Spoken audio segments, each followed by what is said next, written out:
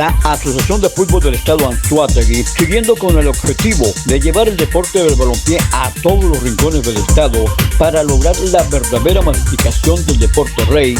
lleva ya varios meses con un trabajo intenso de captación y prácticas con los niños, niñas y adolescentes de la zona costera del estado, integrando el trabajo en las comunidades pesqueras de Arapo, Arapito, Playa Colorada, Las Cumbres, Playa Pescador, Santa Fe y Mochima.